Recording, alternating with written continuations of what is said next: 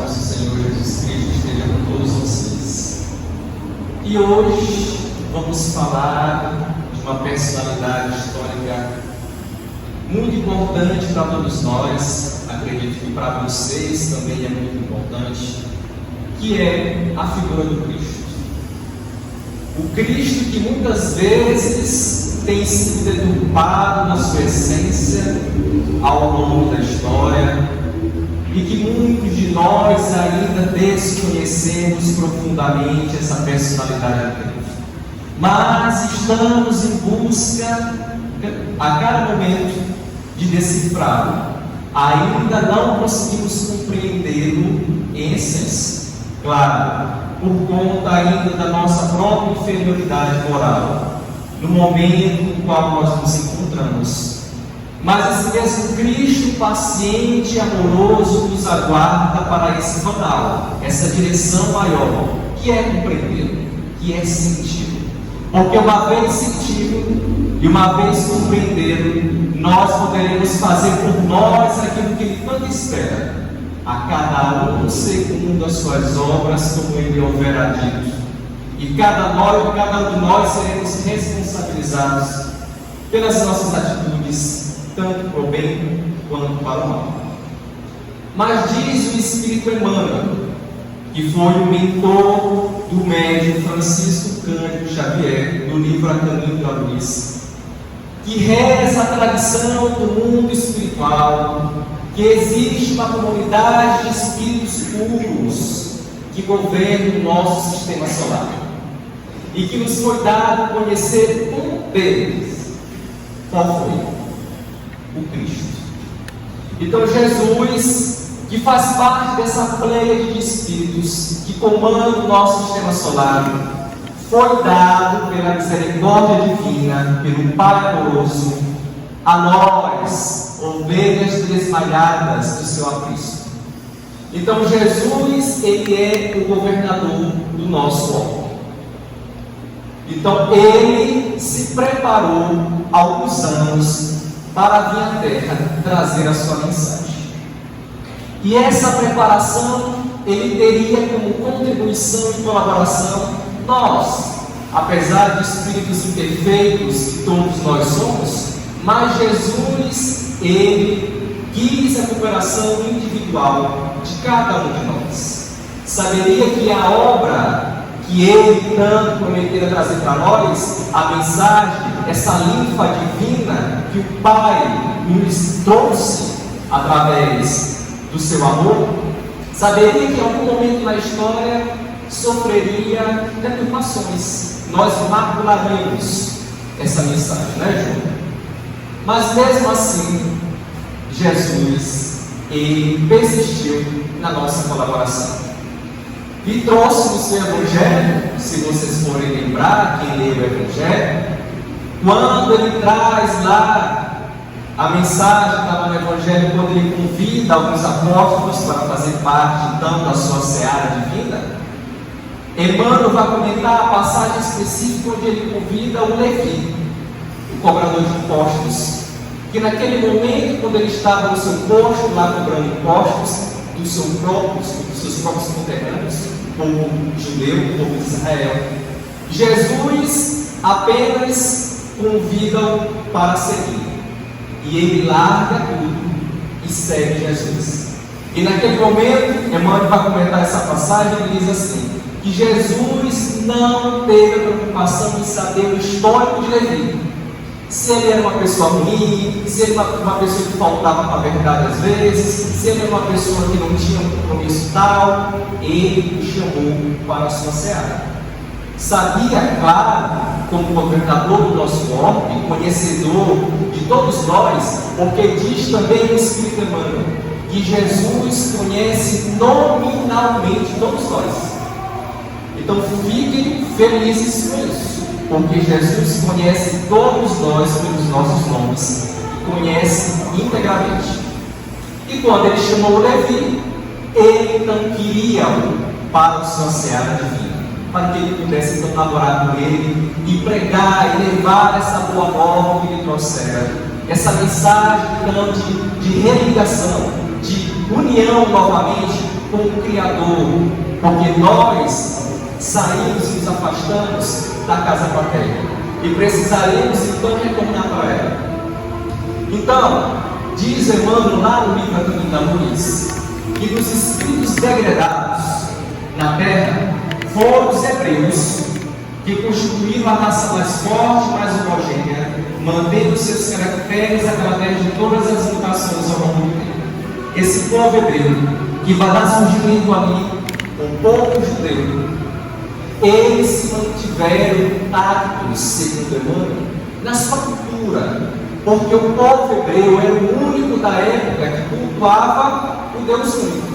Então diz Emmanuel que os judeus estavam ali como se fosse uma espécie de ilha cercada por um oceano de povos politeístas que cultuavam vários deuses. E eles tinham esse mérito, porque eles eram extremamente crentes. 40 anos no deserto para esse povo foi como um curso de consolidação para a fé deles. E ali, Jesus escolheu então esse povo, que também sofria de saudades da sua casa planetária, porque são espíritos de outro planeta, assim como o povo hindu, assim como os egípcios que vieram para cá.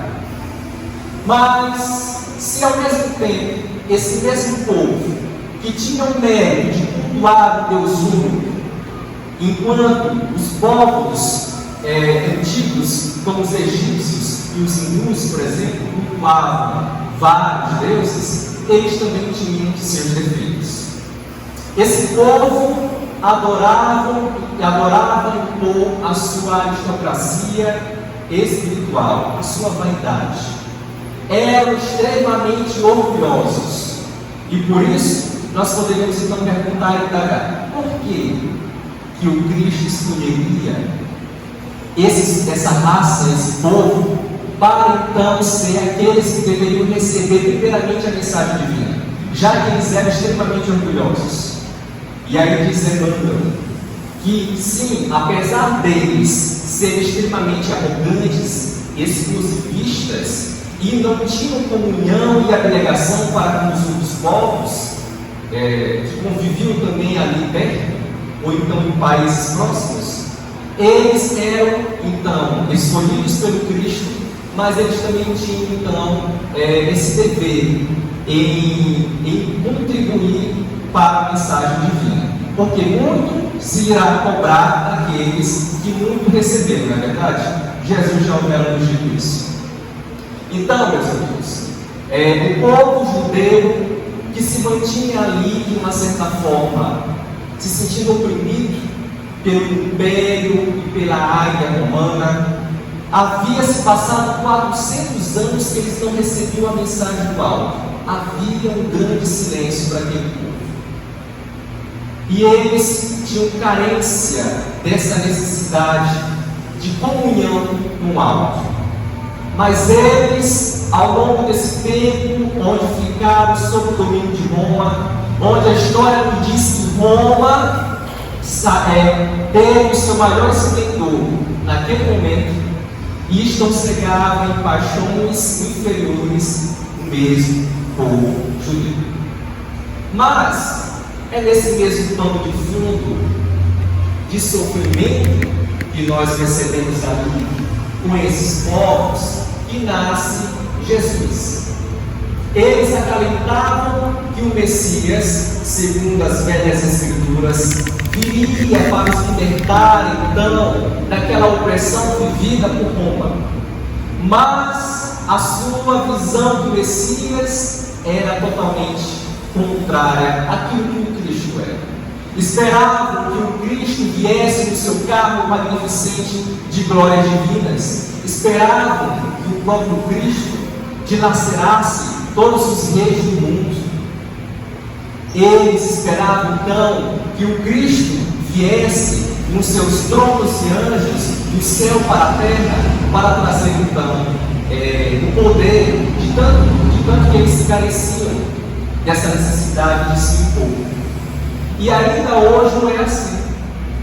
Os judeus que ainda esperam o Messias, que não reconheceram o Cristo como verdadeiro Messias, esperam o Cristo esse Messias, esse carne de púrpura, esse Cristo que viesse então dominar os outros povos e que desse então esse cetro supremo para esses povos, porque eles se achavam então mais merecedores do que os outros para receber essa mensagem.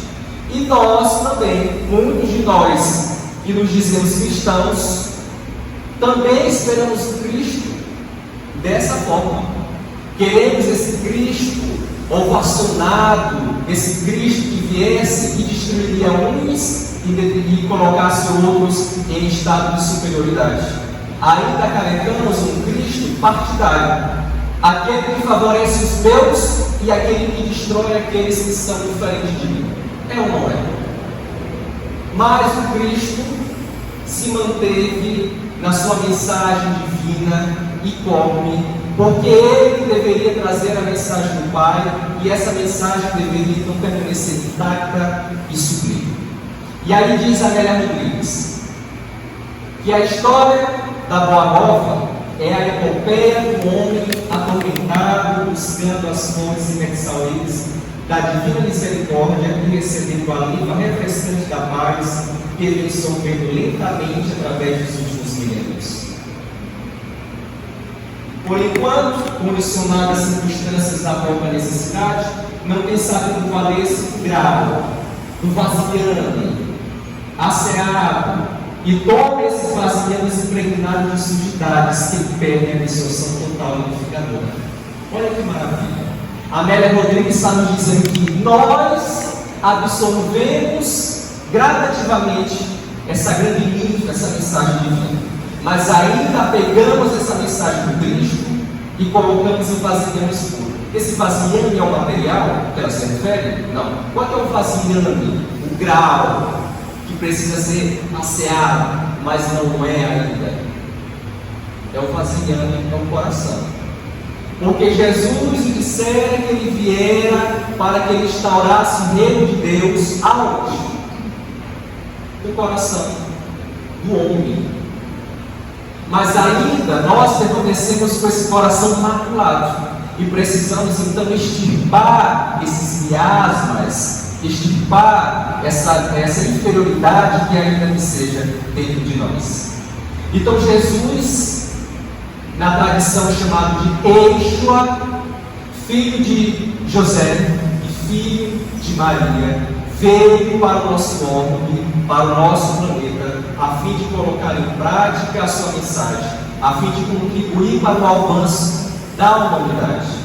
E logo quando Jesus nasceu, ali, naquela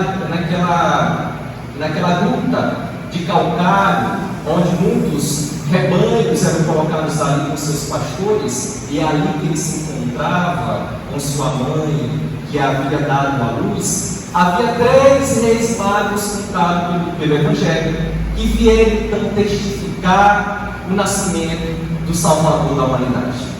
Mas antes que eles viessem de encontro ao Cristo, passaram por Herodes o Grande, chamado Dominador.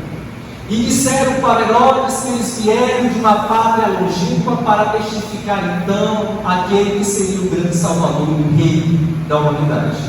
Herodes, naquele momento, ficou enciumado e pensou: quem será esse que eu irei matar? E pede então para que esses 3 reis magos, que quando eles tivessem contato com esse rei, que eles então voltassem e dissessem aonde ele estaria, para que ele pudesse então adorar. Herodes queria o matá-lo. E eles que tiveram contato com Cristo, porque foram seguidos, eles seguiram uma grande luz, que segundo a própria Amélia Rodrigues, espírito que escreve através de Divaldo Franco, nos diz que era uma comunidade de espíritos puros que os guiavam até aonde o Cristo se encontrava. E ali eles trouxeram prendas para o Cristo, como era comum naquela época, e receberam posteriormente a mensagem do anjo Gabriel, para que dali eles saíssem e fossem em direção ao Egito. Porque Herodes, percebendo que esses magos, que eram magos porque eram xamãs, percebendo que eles não haviam retornado para então comunicá-lo da existência desse rei, e havia se passado então 2 anos, Herodes então manda trucidar todas as crianças de 2 anos de idade para baixo. E foi um horror. Os historiadores antropólogos, eles questionam se de fato isso aconteceu. Mas o fato aconteceu. Houve esse momento turbulento que se convulsionou, porque Herodes queria então se livrar daquele que talvez traria a derrocada do seu império. E ali, todas as crianças que foram mortas, inclusive o seu próprio filho, porque também tinha a mesma idade, e foi morto por um soldado seu embriagado. Eles então foram para a direção do Egito, e lá, passado mais ou menos 5 anos, eles retornaram para a Judéia, mais especificamente para uma cidade chamada Nazaré, que ficava a 108 quilômetros de Cafarnaum. Então ali Jesus iria então crescer e se desenvolver. Ali ele iria começar então o seu preparo do seu messianato. Então Jesus convivera com aquelas pessoas, e além também de conviver com seu pai José e com sua mãe Maria, às vezes tínhamos alguns agregados na própria casa. José, que era um homem muito mais velho do que Maria, fora viúvo, e ele tivera alguns filhos junto com essa esposa que falecera. E esses filhos então permaneciam em conjunto, em comunhão com Cristo, muitas das vezes chamado irmãos de Jesus. E nós podemos então refletir, meus irmãos, Jesus, será que fez aquilo que o povo judeu esperava? Será que ele fez aquilo que nós também acreditamos hoje?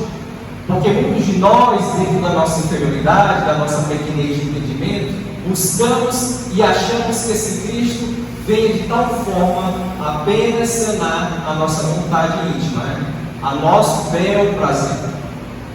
E Jesus, ele permaneceu naquela cidadezinha como uma pessoa anônima. Ali ele conviveu com as pessoas de Nazaré. E diz Humberto de Campos, lá na sua obra Boa Nova, que Jesus trabalhou na carpintaria com o seu pai José, até que ele tivesse a idade adulta e começasse então o seu messianato.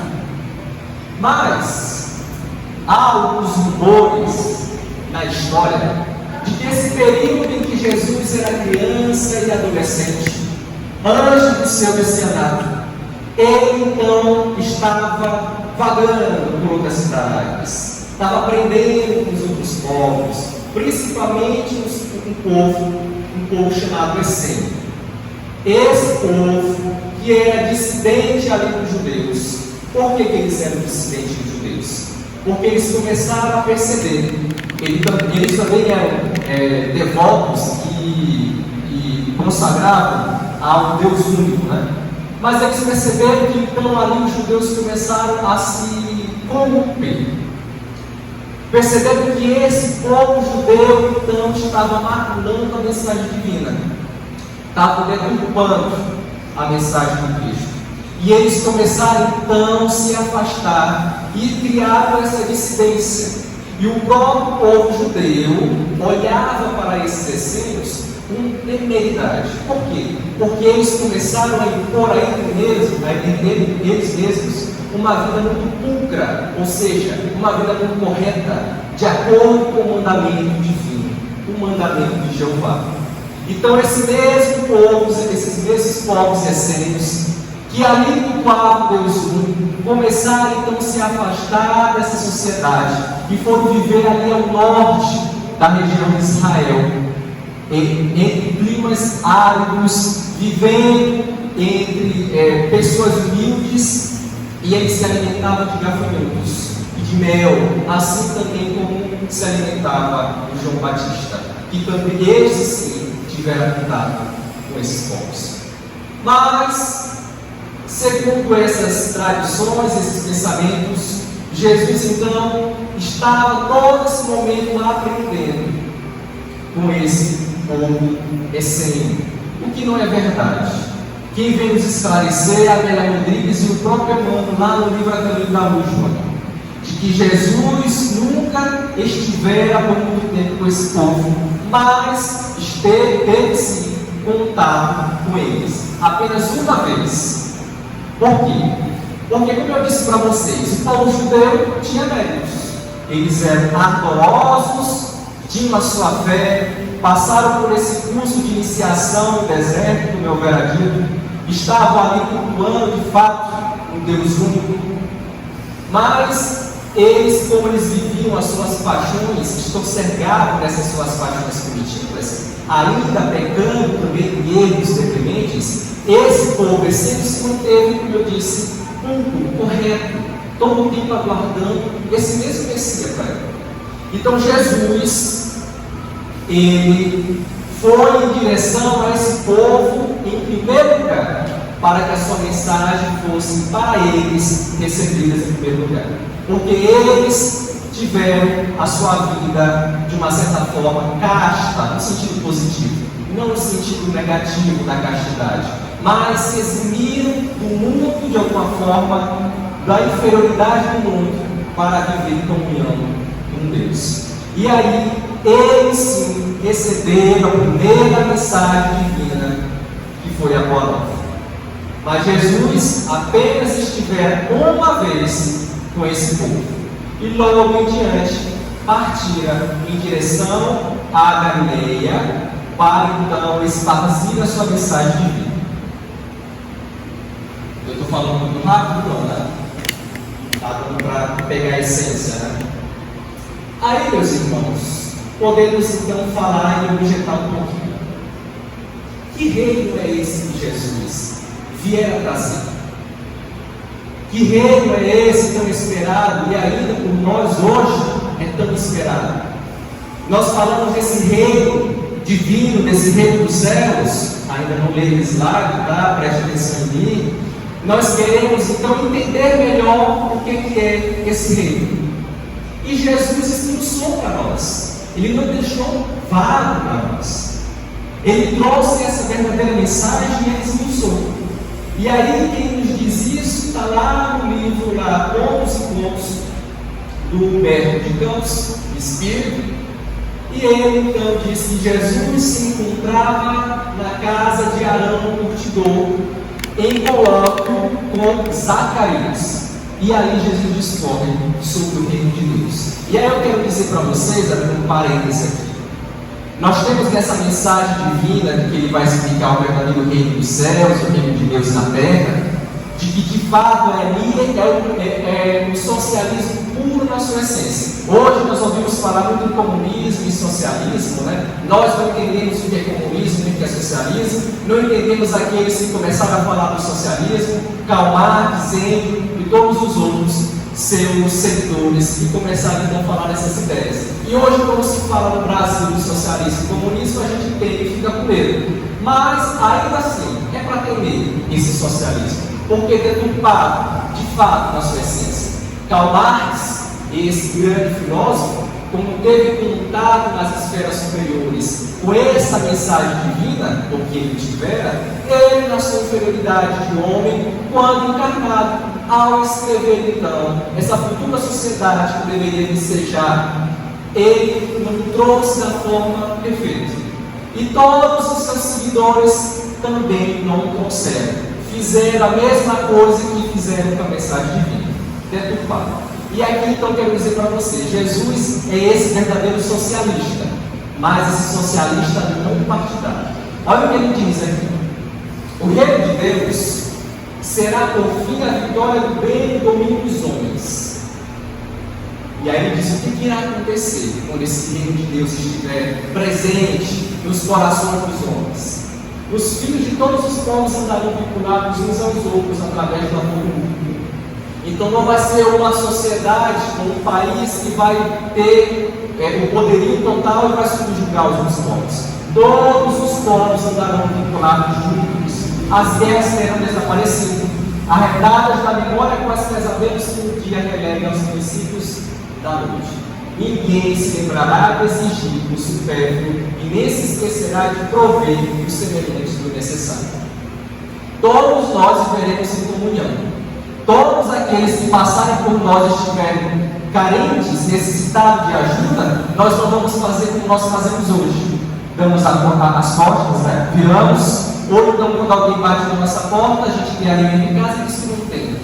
Não. Quando esse reino de Deus estiver íntimo no coração dos homens, nós ajudaremos uns aos outros. Todos nós em comunhão, o verdadeiro comunismo, a comunhão entre todos, vai se cultivar na terra. E ele continua: a seara que o lavrador produzirá o bastante para o lavrador que não conseguiu as oportunidades da sementeira, e o terno de irmão enriquecerá igualmente como refúgio do peregrino, sequioso de afeto, sem que a ideia do mal lhe visite a cabeça. Nós muitas das vezes somos muito maldosos, né? As pessoas que chegam próximo de nós, carentes, necessitadas, porque às vezes estão com trajes um pouco feio, sujo, automaticamente a gente diz que é uma pessoa que é marginal, né? Então ele diz: quando esse reino de Deus estiver presente no domínio dos homens, e quando ele fala do domínio dos homens, é na terra, não é no mundo espiritual, é aqui que nós vamos viver tudo isso, porque muitos de nós estamos esperando desencarnar para encontrar o reino dos céus lá. Mas aí eu quero dizer para vocês que vocês não vão encontrar o reino dos céus lá. Esse trabalho vai ser aqui, esse labor será aqui. A viuvez e a orfandade nunca mais derramarão sequer ligeira lágrima de sofrimento, porquanto a morte nada mais será a anticâmara da união do amor perpétuo que clareia o sem fim. Então, nós vamos entender aquilo que o Espiritismo e o Cristo já falaram há 12.000 anos, de que a vida ela é uma ilusão, a morte ela não existe. Nós conviveremos com essa mensagem e vamos perceber que aqueles que nos são queridos, que estão indo primeiro do que nós vamos estar reconfortados, sabendo que eles apenas estão indo por uma outra vibração. Eles apenas estão indo para o verdadeiro lado, que é o lado espiritual, e que nós iremos também.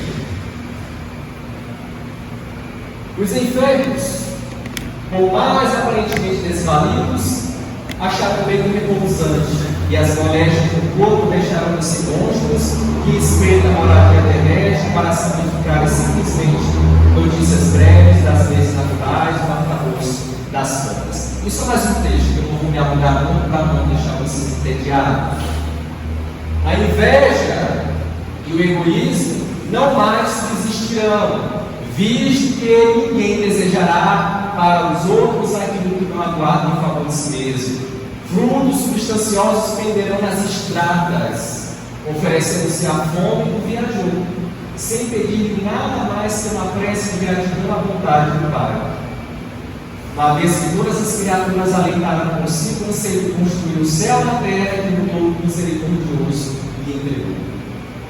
Então, meus queridos, esse é o verdadeiro reino dos céus que Jesus prometera para cada um de nós.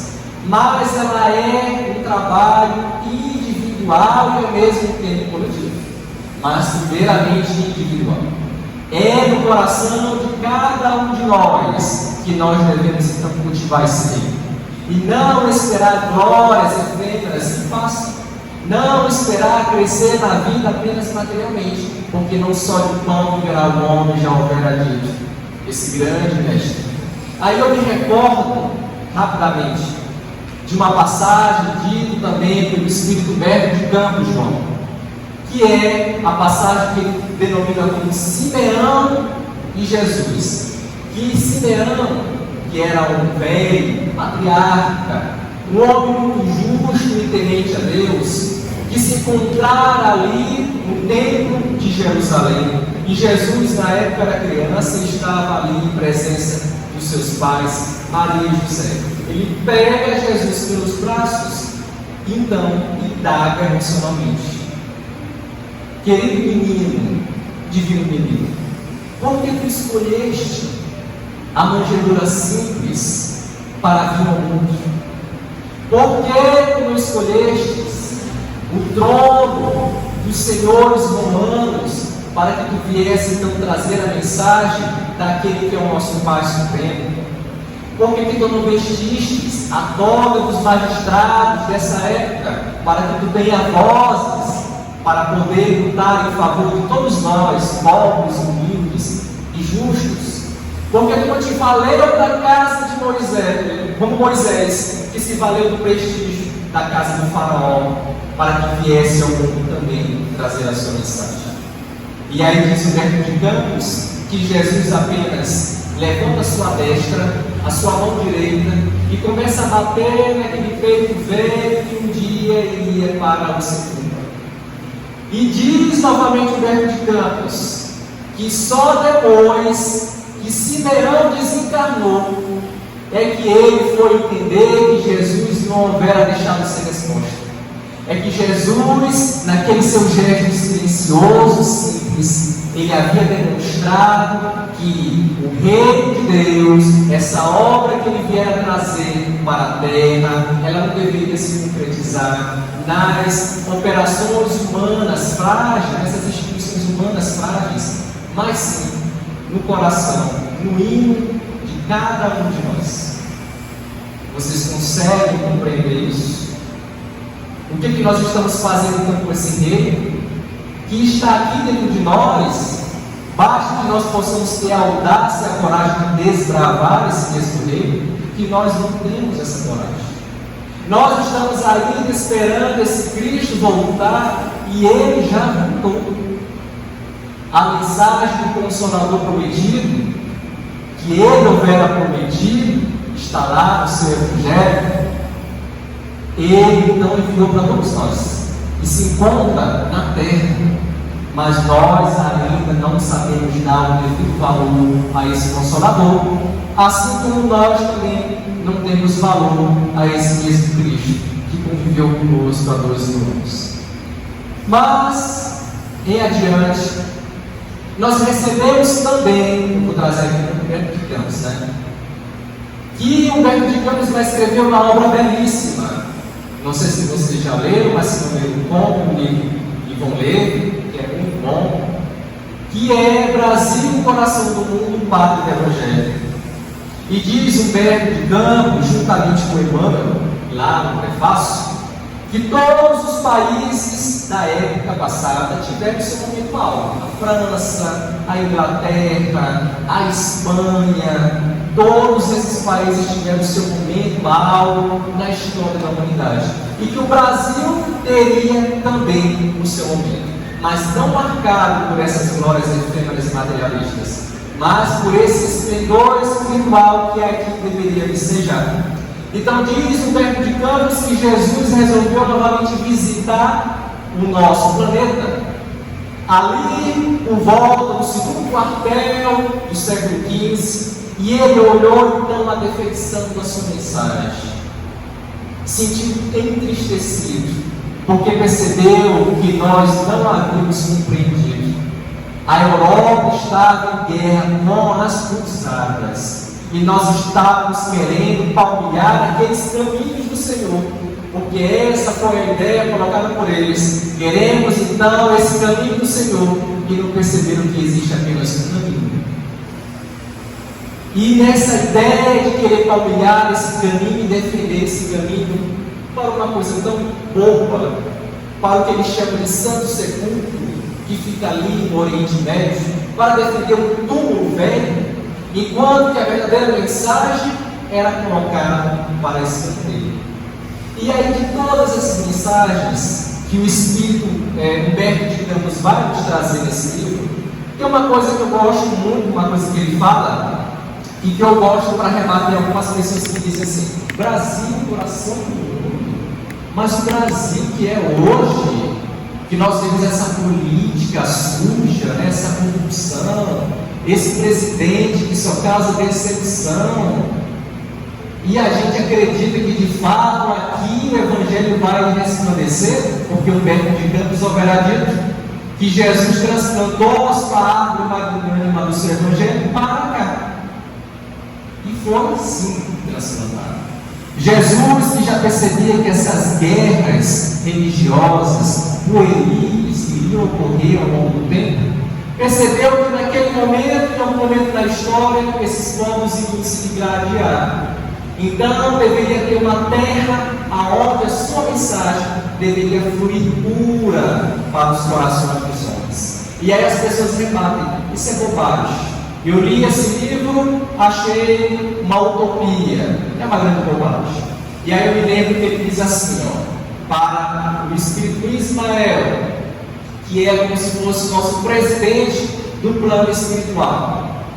Esse puro, de verdade, né? Não o que nós temos, né? E ele diz assim, abriga aí na sagrada extensão dos territórios do país do Evangelho todos os infortunados e todos os infelizes. Agasalhos sobre o bendito que recebe as irradiações do símbolo estrelado, o símbolo do cruzeiro, da sua cruz, alimentando-os com um pão substancioso do sofrimento, depuradores das lágrimas que lavam todas as manchas da alma. Ensina-lhes a ler os preceitos da minha doutrina nos códigos dourados do sofrimento. E quem são esses espíritos que Jesus manda vir para cá para que comesse esse pão do sofrimento a fim de se depurarem? Aí se encontram antigos batalhadores das cruzadas, senhores feudais da Idade Média, padres e inquisidores, espíritos rebeldes e revoltados, perdidos nos caminhos cheios da treva das suas consciências corruptas. E então, em quais desses espíritos você se identifica? Porque somos todos nós, esses espíritos com essas consciências corruptas, maculadas, que nos encontramos aqui nesse país, o país do Evangelho, para que possa então se refazer dos caminhos escabrosos do passado. Então, não é uma mensagem utópica. Todas as mensagens do Cristo são para a eternidade.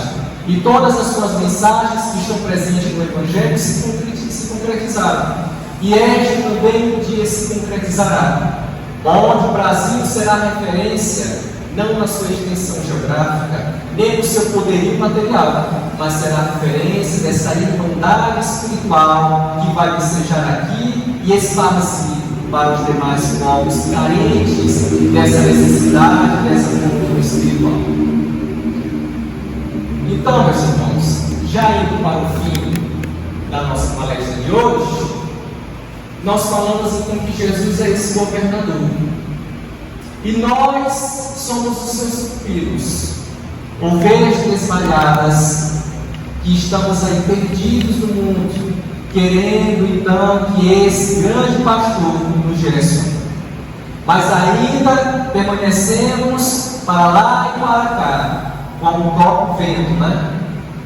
Mas nós podemos dizer que desde a vinda de Jesus para cá, para o nosso planeta, já começou entre nós a maturidade psicológica e espiritual.